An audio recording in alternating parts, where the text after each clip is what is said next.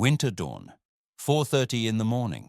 The Monongahela River moves like black oil beneath a sky the color of rust and ash. Fog crawls off the water, thick enough to taste, metallic, chemical, old. Along the bank, 12 brick chimneys rise from asphalt parking lots, their shadows stretching across empty spaces where the chimneys stand alone now. No fire, no sound except the river and the wind through chain-link fence. Between 1881 and 1986, this stretch of riverbank consumed 5 million gallons of water every single day and produced more than one-third of all steel manufactured in the United States. Armor plate for battleships, structural beams for skyscrapers, rail that crossed a continent. But the water that ran through this place didn't just cool the metal. It carried away something else: blood, sweat, the residue of broken bodies and shattered families. Because the steel that built America was forged on a simple principle: some people are the ore and some people own the furnace. Was Homestead a triumph of industrial might that lifted millions out of poverty and powered a nation to global dominance? Or was it a machine designed from the beginning to extract maximum profit from human suffering, then discard the wreckage when the margins shifted? The story begins not with steel, but with vision. And vision in the 1870s meant one thing: Andrew Carnegie. Born in Scotland in 1835, Carnegie arrived in America as a 13-year-old boy whose family fled poverty in Dunfermline. By the time he was 30, he'd clawed his way from bobbin boy in a textile mill to telegraph operator to railroad superintendent. He understood something fundamental that most men didn't. The future wasn't in moving goods. It was in making the things that moved goods: rails, bridges, beams, steel. In 1873, Carnegie visited England and watched Henry Bessemer's revolutionary process transform molten pig iron into steel in minutes instead of days. The Bessemer converter, a massive pear-shaped vessel that blasted air through liquid iron at temperatures exceeding 2,900 degrees Fahrenheit, could produce in 20 minutes what the old crucible method took 2 weeks to achieve. Carnegie saw the numbers. The old way cost $300 per ton. Bessemer brought it down to $40. He went home and built his first steel mill in Braddock, Pennsylvania. The Edgar Thomson Steel Works, named after the president of the Pennsylvania Railroad, Carnegie's biggest customer. Smart business. By 1881, Edgar Thomson was printing money. But Carnegie wanted more. He wanted capacity. He wanted scale. He wanted dominance. 7 miles downriver, in a small industrial town called Homestead, opportunity knocked. The Pittsburgh Bessemer Steel Company had built a plant there in 1879. Good location, river access, rail connections. But the operation struggled, undercapitalized, poorly managed. In 1883, Carnegie bought it, $200,000. Pocket change for a man who'd already made millions in railroads and steel bonds. What he bought was potential. What he built was an empire. The expansion came fast. Between 1883 and 1890, Carnegie poured millions into Homestead. New furnaces, new converters, new rolling mills. The plant grew from a modest operation covering 60 acres to a sprawling industrial fortress consuming 430 acres of riverfront. By 1892, Homestead Steel Works employed 3,800 men and operated around the clock in 3 shifts. The complex featured 15 blast furnaces that could process thousands of tons of iron ore daily. 127 Bessemer converters that transformed molten pig iron into steel in explosive 20-minute cycles, and rolling mills capable of producing everything from armor plate thick enough to protect battleships to structural steel precise enough for bridges. The armor plate production alone was revolutionary. Homestead became the only facility in America capable of producing the heavy armor needed for the new generation of steel warships the U.S. Navy was building. Each plate weighed several tons and required multiple passes through rolling mills heated to precise temperatures. The Navy depended entirely on Homestead. Without it, American naval expansion would have ground to a halt. Carnegie knew this. It gave him leverage with the government and guaranteed contracts at premium prices. The economic impact on the surrounding area was immediate and total. The town of Homestead exploded from a population of 600 in 1880 to more than 12,000 by 1890. But that growth came with infrastructure that couldn't keep up. The streets turned to mud in spring. Cholera outbreaks killed dozens. Fire swept through wooden neighborhoods with frightening regularity. The borough government, such as it was, had no resources to address the chaos. Carnegie's company paid property taxes, but those taxes went to the county, not to local improvements. The town that housed the workers who made Carnegie's fortune received almost nothing back. The numbers tell the scale: 5 million gallons of water daily, 425 miles of internal railway, 6,000 tons of coal consumed every day. At peak production, Homestead produced 2,500 tons of finished steel every 24 hours, enough to build 4 cruise ships, 15 miles of railroad track, or 2 skyscraper frames, daily. The town exploded from 600 people in 1880 to more than 12,000 by 1890. Boarding houses packed 12 men to a room in bunks stacked 3 high. You worked, ate, slept in a bed still warm from the previous shift. Privacy didn't exist. By 1892, 60 bars served 12,000 people. After 12 hours in front of a blast furnace, whiskey dulled the pain and fear. Churches appeared for every nationality: Catholic for Poles and Italians, Orthodox for Russians and Greeks, Presbyterian for Scots-Irish. Each ethnic group maintained its own neighborhood and language. But in the mill, nationality didn't matter. Heat and danger were universal. Everyone bled the same. Everyone burned the same way. Boys as young as 14 worked in the mill. A father might earn $3 a day. His 2 sons added another $1 each. That $5 meant survival. Education took a back seat. Most kids dropped out by 13 and went straight into the mill for the next 50 years, assuming they lived that long. The town's geography mirrored its hierarchy. The mill sat on the riverbank. Workers lived pressed against the fence in wooden row houses with no plumbing. Wells contaminated by industrial runoff. Dysentery and typhoid were common. On higher ground lived the foremen. On the hilltops, the managers. Carnegie stayed in a mansion overlooking the valley when he visited. From that distance, the furnaces looked almost beautiful at night. But beauty from a distance is a luxury for those who don't have to live inside it. But something else grew alongside the profit: tension. Because Carnegie's efficiency didn't just mean better machines. It meant squeezing more output from the same number of men, longer shifts, faster pace, tighter tolerances, less margin for error, and less pay when the market shifted. The skilled workers organized.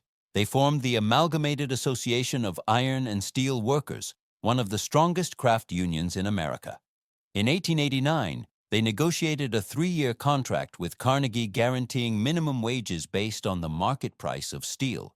When steel prices rose, wages rose. Fair enough. But in 1892, when that contract came up for renewal, steel prices had fallen. Carnegie saw an opportunity, not just to reduce wages, to break the union entirely. He assigned the task to Henry Clay Frick, Carnegie's new chairman, a man who'd made his fortune in coke, the fuel that fed the furnaces, by crushing strikes and maintaining absolute control. Frick was 39 years old, ruthless, and completely devoid of sentimentality about labor relations. Carnegie conveniently sailed to Scotland for the summer. Let Frick handle the unpleasantness. In June 1892, Frick presented the union with new terms: wage reductions of up to 22% for skilled workers. The union balked. They'd built this up. Their expertise turned raw ore into finished product. Without them, the furnaces went cold. Frick's response was methodical. First, he ordered construction of a fence around the entire plant. Not a decorative barrier. A 12-foot-tall wooden wall topped with barbed wire and equipped with searchlights and platforms for riflemen. Workers immediately dubbed it Fort Frick. Watchtowers rose at intervals. Peepholes allowed guards to observe the streets outside. The message was clear. This wasn't a negotiation. It was preparation for war. On June 28th, Frick locked out the entire workforce, not just union members, everyone, 3,800. He announced his intention to reopen with non-union labor, scabs, strikebreakers, men desperate enough to cross a picket line for wages the skilled workers had rejected. The union responded by taking control of the town. They posted sentries on the riverbank and hilltops overlooking the plant. They patrolled the bridges. They controlled the telegraph lines. Homestead became a workers' republic. For 3 weeks, an uneasy standoff held. Frick couldn't bring in scabs while the workers controlled access. The workers couldn't restart the mill without the company's cooperation. Something had to break.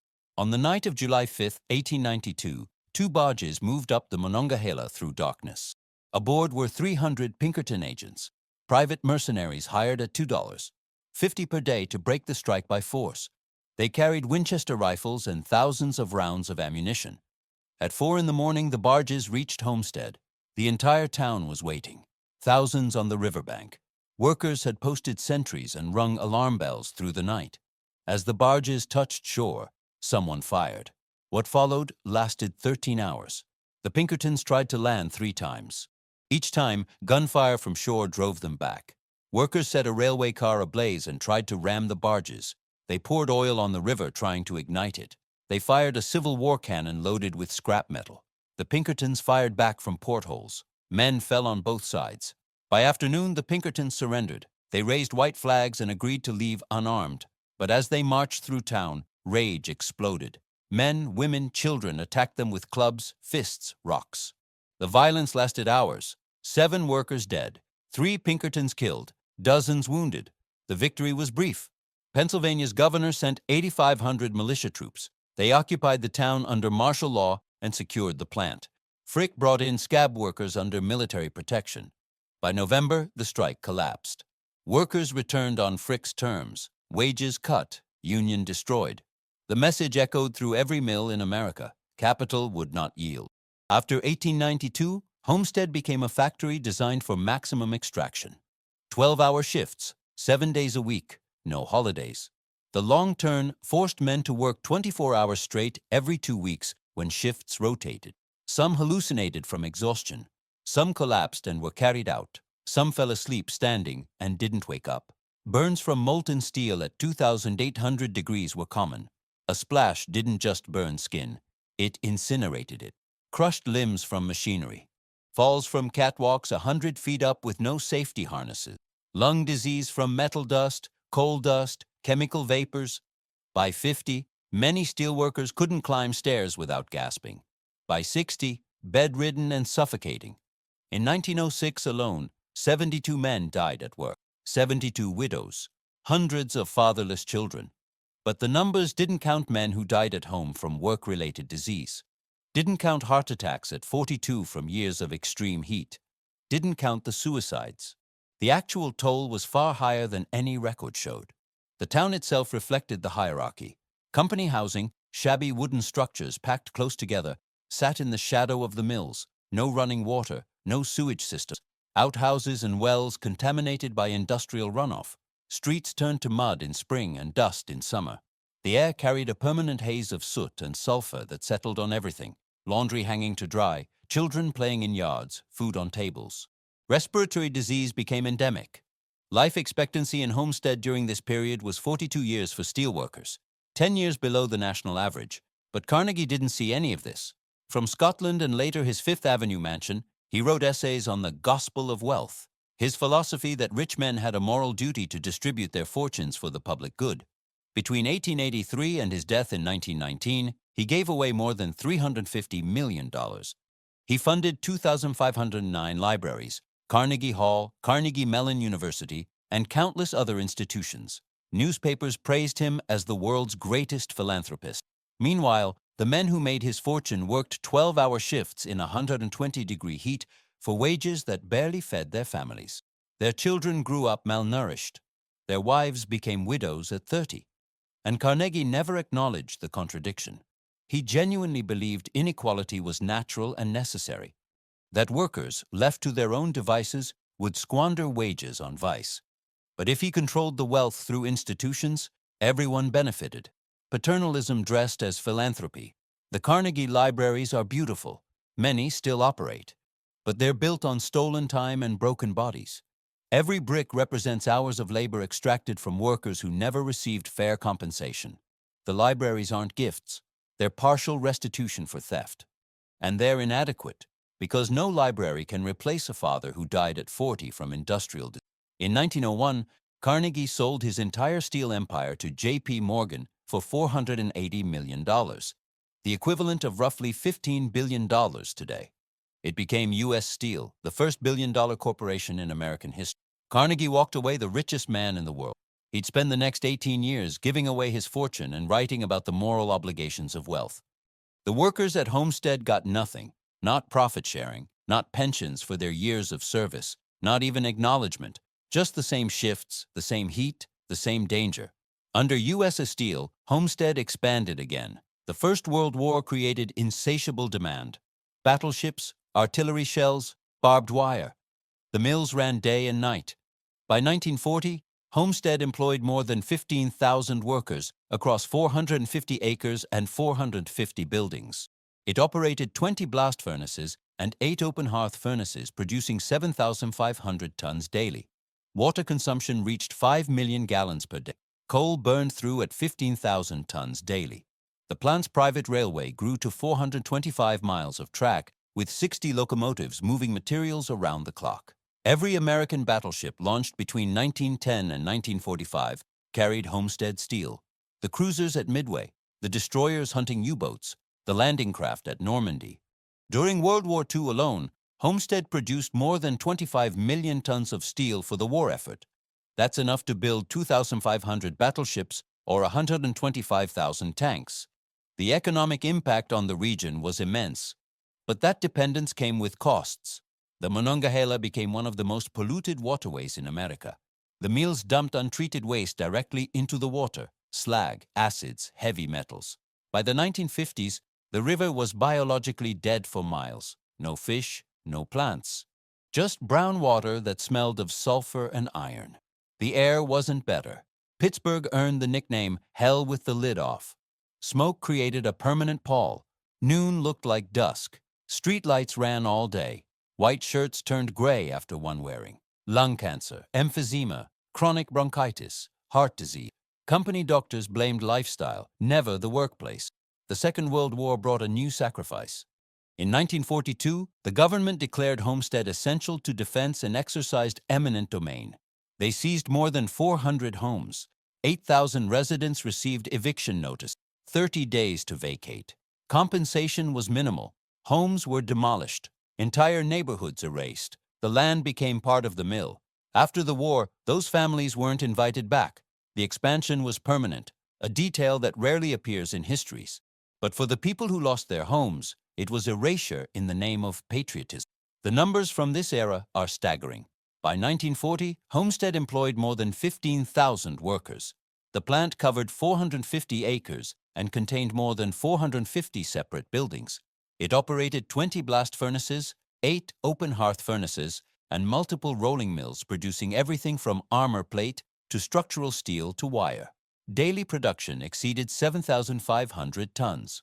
Water consumption reached 5 million gallons per day. Coal burned through at 15,000 tons daily. Electricity usage, 400,000 kilowatt-hours every 24 hours. The plant's private railway system grew to 425 miles of track. More than 60 locomotives moved materials around the clock. The economic impact on the region was immense. Homestead and surrounding towns, Moonhall, West Homestead, Whitaker, became effectively company towns. Schools, churches, shops, hospitals, all depended on the mill's continued operation. But that dependence came with costs that weren't listed in production reports. The Monongahela River, which provided all that water, became one of the most polluted waterways in America. The steel mills, Homestead, Edgar Thomson, and dozens of others along the river, dumped untreated waste directly into the water: slag, acids, heavy metals, oil, chemical residues. By the 1950s, the Monongahela was biologically dead for miles downstream. No fish, no aquatic plants. Just brown water that smelled of sulfur and iron. The air wasn't better. Pittsburgh earned the nickname "Hell with the Lid Off." Smoke from steel mills, coke ovens, and coal-fired power plants created a permanent pall over the city. Noon looked like dusk. Streetlights ran all day. White shirts turned gray after one wearing. The health impacts were undeniable but ignored. Lung cancer, emphysema, chronic bronchitis, heart disease. Company doctors attributed these conditions to lifestyle factors: smoking, drinking, poor diet. Never to the workplace, never to the clouds of particulates that workers breathed for 12 hours every shift. The Second World War brought a new kind of sacrifice. In 1942, the U.S. government declared Homestead Steelworks essential to national defense. To expand production, the government exercised eminent domain and seized more than 400 homes in the neighboring communities. 8,000 residents, families who'd lived there for generations, received eviction notices. They were given 30 days to vacate. Compensation was minimal and non-negotiable. Homes were demolished, entire neighborhoods erased. The displaced families scattered to other towns, other cities. The land became part of the mill, more furnaces, more productive capacity, more steel for the war effort. After the war, those families weren't invited back. The expansion was permanent. The demolished neighborhoods stayed demolished. It's a detail that rarely appears in histories of Homestead, a footnote if mentioned at all.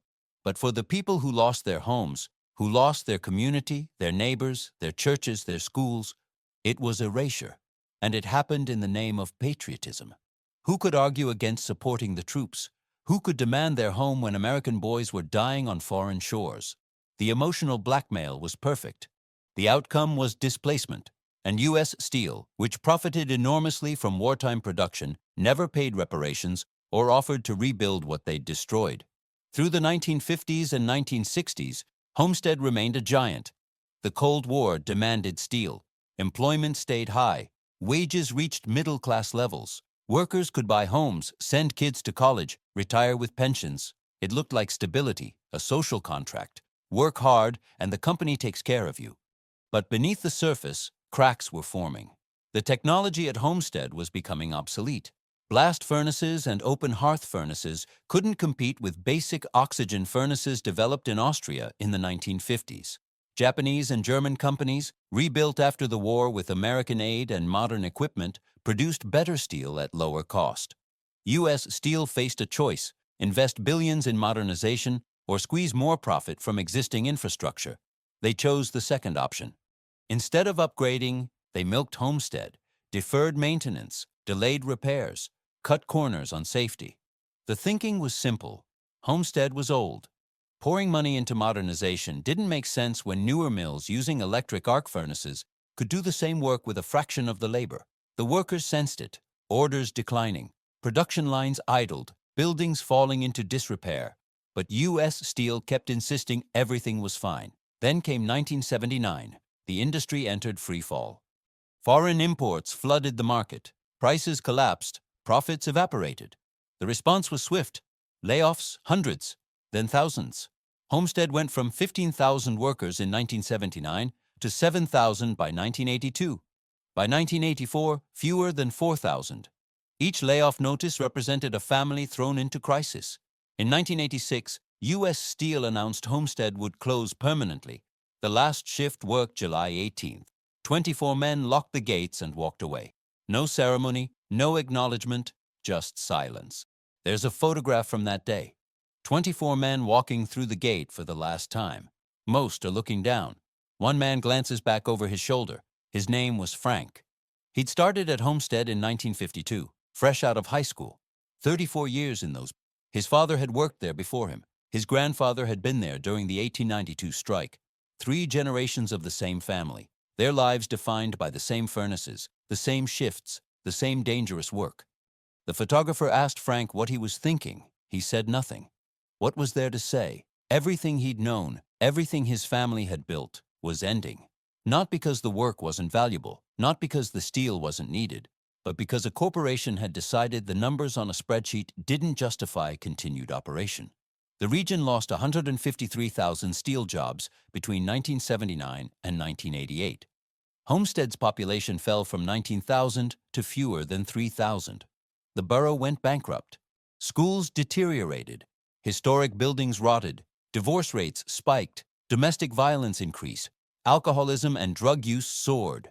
Men who defined themselves through work found themselves unemployed at 50 with no transferable skills. Heart attacks among middle-aged men increased 40%. People avoided medical care they could. Life expectancy dropped. The young left. The old remained. Homestead became a reservoir of concentrated poverty. Crime increased because desperation drives behavior. Churches tried to help with food banks and charity, but charity can't replace an economy. What replaced the mill was insult layered on injury.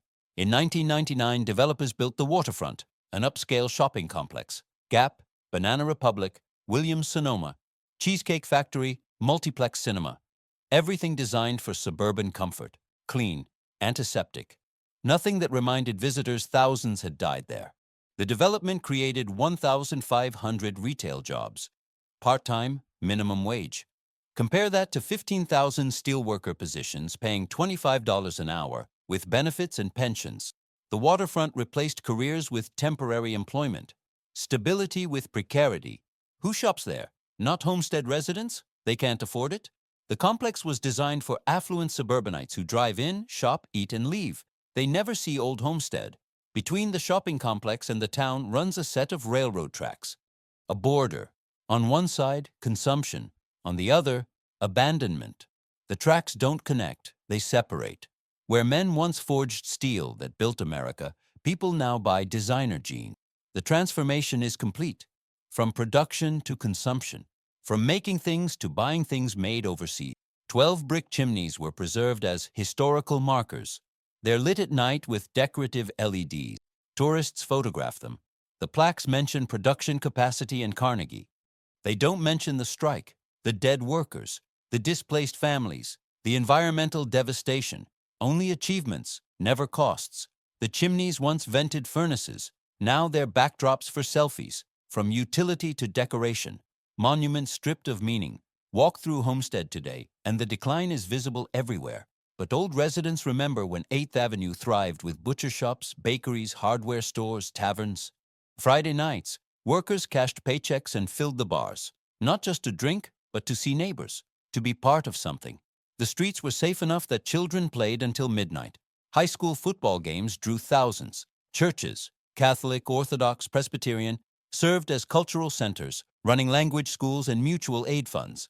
Ethnic neighborhoods maintained distinct identities, but worked side by side in the mill. Heat and danger created bonds across ethnic lines. Kids grew up knowing they'd work in the mill. Sons followed fathers. That was the deal, and for a long time, the deal held. All of that is gone now. When the mill closed, the entire social ecosystem died. The bars closed. Churches lost members and shut down. The school closed. The community that had been a living organism became a corpse. There's a memorial in Homestead now, a small park near the river. It lists the names of workers killed in the mill between 1881 and 1986. More than 2,000 names. 2,100 men who died doing work that was necessary, dangerous, and undervalued. The memorial was funded by the United Steelworkers Union and dedicated in 1992 on the centennial of the strike.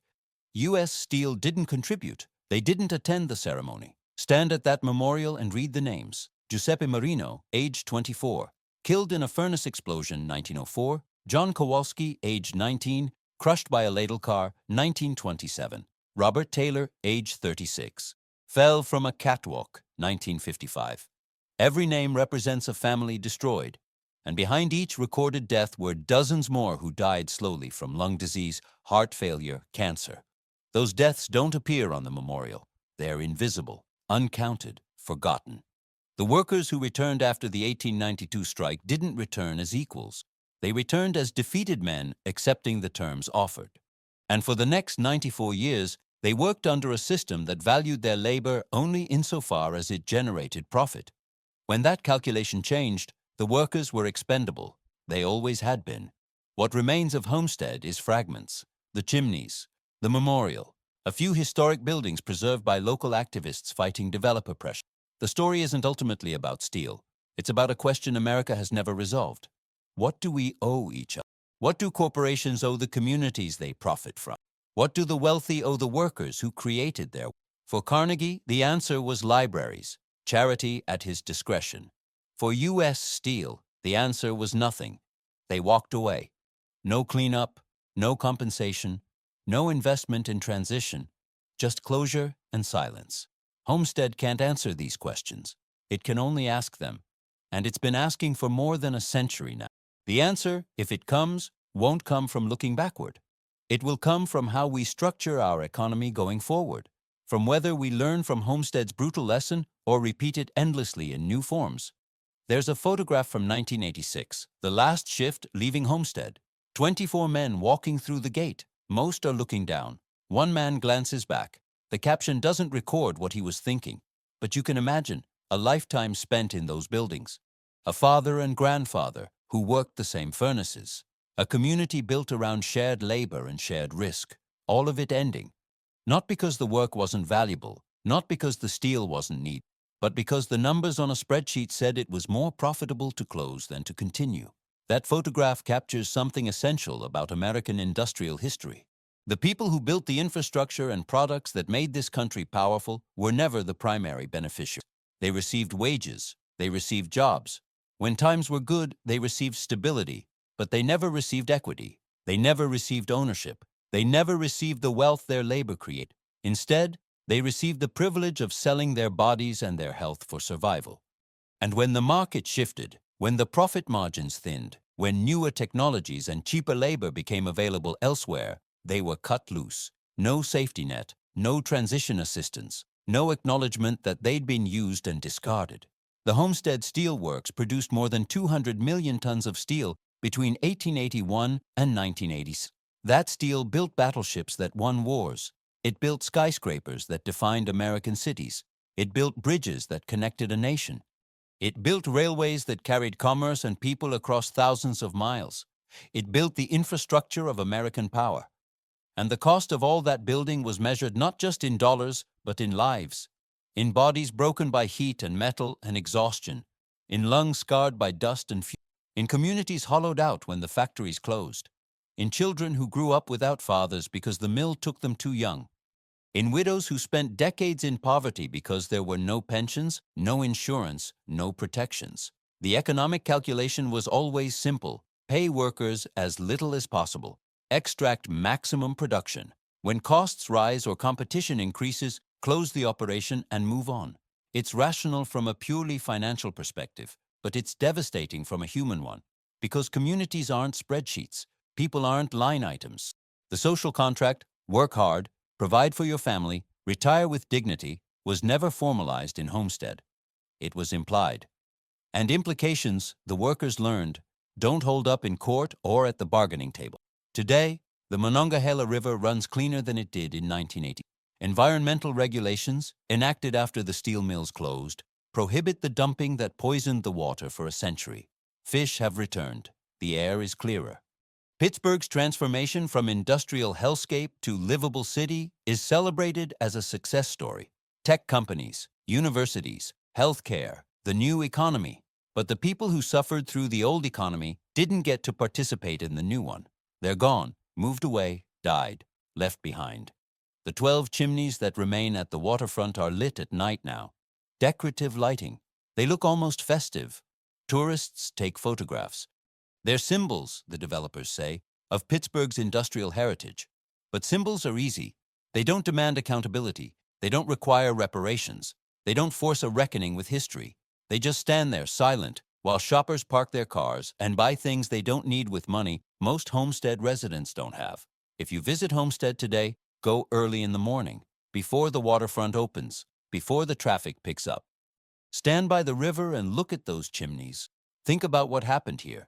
Not the sanitized version where industrialists built America's future, the real version, where men worked 12-hour shifts in 120-degree heat for wages that barely fed their families, where children grew up breathing poison, where women became widows and mothers became mourners, and communities were built and destroyed according to the logic of capital accumulation. Think about who paid the price. And think about who kept the profits.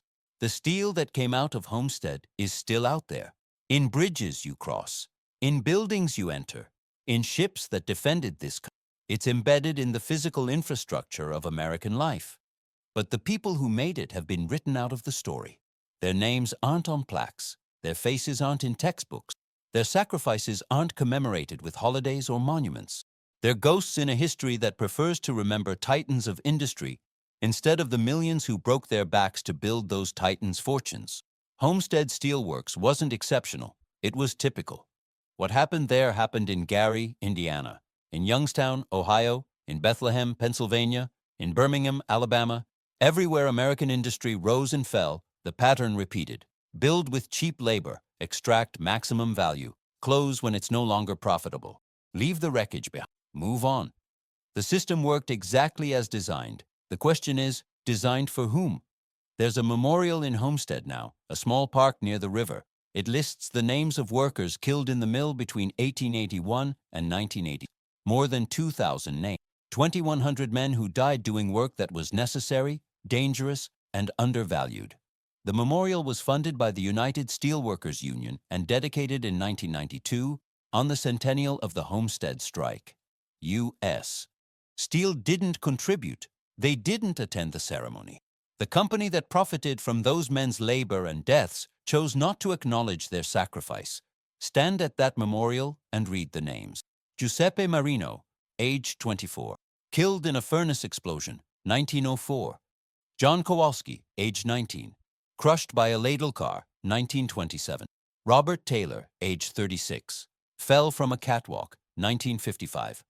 Every name represents a family destroyed, a child who grew up without a father, a wife who became a widow, a mother who buried a son, and behind each recorded death were dozens more who died slowly, from lung disease, heart failure, cancer, in the years after they left the mill. Those deaths don't appear on the memorial. They're invisible, uncounted, forgotten.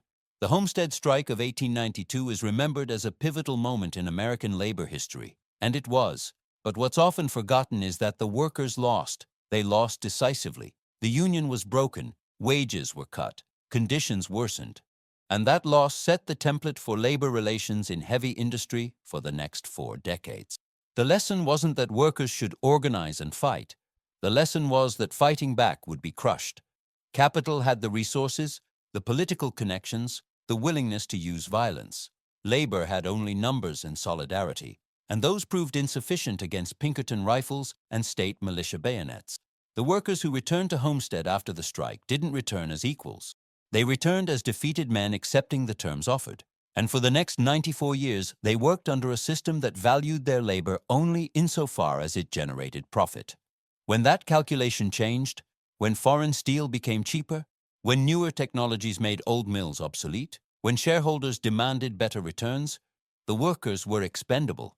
They always had been. The only thing that changed was the company stopped pretending otherwise. What remains of Homestead is fragments: the chimneys, the memorial, a few historic buildings preserved by local activists fighting against indifference and developer pressure. The Battle of Homestead is a historical footnote now, something taught in labor history classes as an example of early union struggles. But the people who lived through it, who fought and lost and kept working anyway, aren't history. They were human beings trying to survive in a system designed to extract value from their bodies while giving back as little as possible. The story of Homestead Steelworks isn't ultimately about steel. It's about a fundamental question that America has never resolved. What do we owe each other? What do corporations owe the communities they operate in and profit from? What do the wealthy owe the workers who created their wealth? For Andrew Carnegie, the answer was libraries. Charity distributed according to his discretion. For U.S. Steel, the answer was nothing. When the plant closed, they walked away. No cleanup of contaminated land, no compensation for workers, no investment in economic transition, just closure and silence. The workers and their descendants are still waiting for a different answer. They're waiting for acknowledgement that what happened at Homestead was extraction, not partnership, that the wealth created didn't trickle down, that the costs, environmental, social, physical, weren't shared equally, that the system was rigged from the beginning to benefit capital at the expense of labor. They're waiting for someone to admit that the American dream sold to them was a con. Work hard and you'll prosper. Be loyal and the company will take care of you. It was never true. Not at Homestead. Not anywhere else. The waterfront thrives. The parking lots fill every weekend. People shop and eat and watch movies. They walk past the chimneys without reading the plaques that explain what they represent. History is invisible when it's inconvenient, when it reminds us that the prosperity we enjoy was built on suffering we'd rather not acknowledge. It's easier to buy things than to ask questions. Easier to accept the sanitized version of the past than to confront the brutal reality. But the truth doesn't disappear just because we stop looking at it. It's still there. In the poisoned ground beneath the waterfronts, in the Monongahela's sediment layered with a century of industrial waste, in the lungs of elderly steelworkers struggling with emphysema and cancer, in the empty houses and shuttered shops of a community that never recovered, In the silence where there used to be furnace roar and hammer clang and the voices of thousands of men building something they were told mattered. Homestead mattered. Not because of the steel it produced, though that was significant. It mattered because it was a test case for a question that defines American capitalism. Can you build wealth without exploiting labor? Can you create prosperity that's shared rather than concentrated? Can you run an industrial operation that respects human dignity and values workers as more than inputs in a production equation? Homestead answered that question. No, not under the system as designed. Not when profit is the only metric that matters. Not when workers are disposable and communities are externalities, and the only responsibility capital acknowledges is to shareholders. So stand by the river at dawn and watch the light creep over those 12 chimneys. Listen to the water. Think about the men who worked here, the men who died here, the families who built lives around the rhythm of shifts and the promise of steady work. Think about what was created and what was destroyed. Think about who got rich and who got nothing. Think about the price of American steel, not the market price, but the human cost. And ask yourself, was it worth it? The answer depends on who you ask. For Andrew Carnegie, worth was measured in millions of dollars and philanthropic legacy. For U.S. Steel, worth was measured in quarterly profits and shareholder value. For the workers of Homestead, worth was measured in survival, putting food on the table, keeping a roof overhead, maybe if they were lucky, giving their children a chance at something better. Those are different calculations, and they produce different answers. History remembers Carnegie as a titan. It remembers Homestead, if at all, as a footnote. But the story isn't finished. It continues in every community where factories close and workers are abandoned. In every boardroom where executives decide that human costs don't appear on balance sheet. In every political system that protects capital while treating labor as disposable.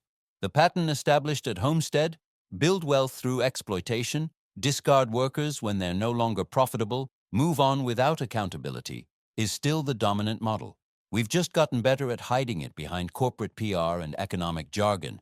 The chimneys stand as witnesses, silent, hollow, lit up at night like decorations. They saw everything, the heat and the danger and the deaths, the strikes and the violence and the broken promises, the boom and the decline and the abandonment. They're still standing because developers thought they looked interesting, historical character, aesthetic value. But they're monuments to something those developers would rather not acknowledge. They're monuments to a system that grinds up human beings and spits out profit.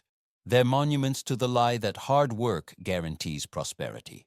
They're monuments to the reality that in America, labor is expendable and capital is sacred. If you listen carefully on quiet nights, old residents say, you can still hear the mill, the roar of furnaces, the clang of metal on metal, the shouts of men coordinating dangerous work. Ghost sounds from a ghost industry worked by ghost men who gave everything and received almost nothing in return. Maybe it's imagination, maybe it's memory, or maybe it's the sound of a debt that was never paid and never will be. A debt owed by the wealthy to the workers who made them rich. A debt owed by America to the communities sacrificed in the name of industrial progress.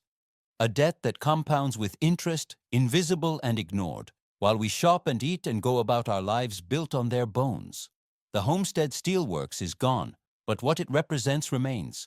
The fundamental inequality of American capitalism, the disposability of human labor, the concentration of wealth and power in the hands of those who own rather than those who work. These aren't historical problems. They're current realities. The system that destroyed Homestead is still operating. It just operates somewhere else now. Different countries, different industries, same logic, same outcomes, same silence about the cost. So the question remains, not as history, but as present reality. Who pays the price for American prosperity? Who benefits? And when the factories close and the jobs disappear and the communities collapse, who's accountable? The answer from Homestead and 1,000 places like it is clear. Workers pay, owners benefit, and no one's accountable. That's not a bug in the system. That's the system working as designed. What's left in Homestead is a question mark made of brick and silence. 12 chimneys asking a question that echoes across a century. What did we build, and what did it cost?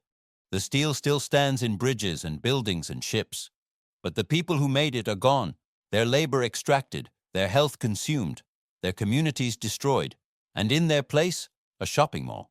Maybe that's the real monument to American industry. Not the chimneys, not the memorial with 2,000 names, the shopping mall, the conversion of productive labor into consumption, of workers into shoppers, of community into market. It's a perfect circle.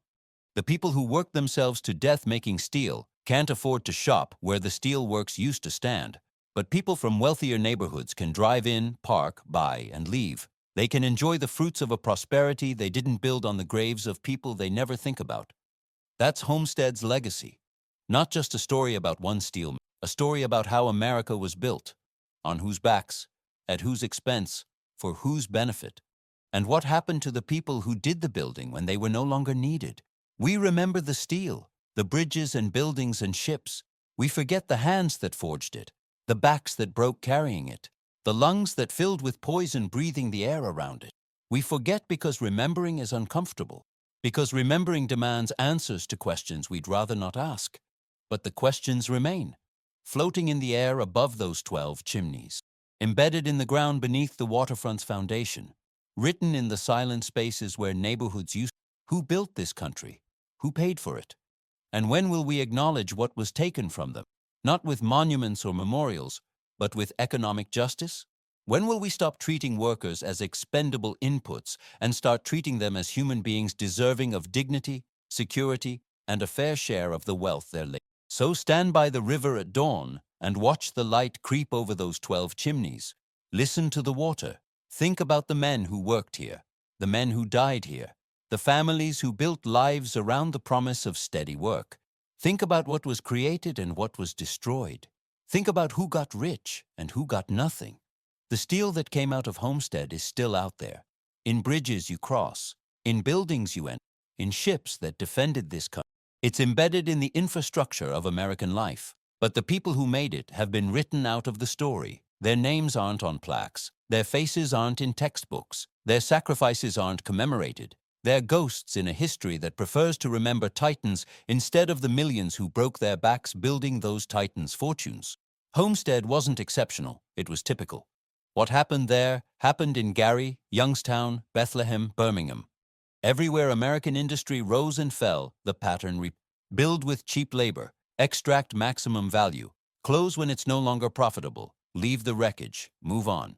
If you visit Homestead today, go early in the morning before the waterfront opens. Before the traffic picks up, stand by the river and look at those chimneys. Think about what happened here. Not the sanitized version where industrialists built America's future, the real version, where men worked 12-hour shifts in heat that killed them, where children grew up breathing poison, where communities were built and destroyed according to the logic of capital accumulation. The chimneys stand as witnesses, silent, hollow, lit at night like decorations. They saw everything, the heat and danger and deaths, the strikes and violence and broken promises, the boom and decline and abandonment. They're monuments to something developers would rather not acknowledge. Monuments to a system that grinds up human beings and spits out profit. Monuments to the lie that hard work guarantees prosperity. Monuments to the reality that in America, labor is expendable and capital is sacred. The Homestead Steelworks is gone, but what it represents remains. The fundamental inequality of American capitalism, the disposability of human labor, the concentration of wealth in the hands of those who own rather than those who work. These aren't historical problems. They're current realities. What's left in Homestead is a question mark made of brick and silence. 12 chimneys asking what we built and what it cost. The steel still stands in bridges and buildings and ships, but the people who made it are gone. Their labor extracted, their health consumed, their communities destroyed, and in their place, a shopping mall. Maybe that's the real monument. Not the chimneys, not the memorial, the shopping mall. The conversion of productive labor into consumption, of workers into shoppers, of community into market. The chimneys wait, the river flows, and somewhere, someone's making steel. Different methods, different places. Same fundamental relationship between capital and labor. Some people own the furnaces, some people are the ore. And when the math changes, the ore gets discarded. That's the lesson of Homestead. American industry was built on exploitation that treated human beings as resources to be used and discarded. Until we reckon with that, truly reckon with it, not just build memorials, but restructure how we value work, we're doomed to keep building Homestead. Different industries, different communities, same devastation. The answer, like the chimneys, stands silent, patient. Justice or profit, community or capital, human dignity or shareholder value. We've been choosing profit for more than a century. The result is visible in Homestead's empty streets and poisoned ground and shopping mall built on bones. The chimneys will remain, watching, witnessing, waiting for an answer that never comes.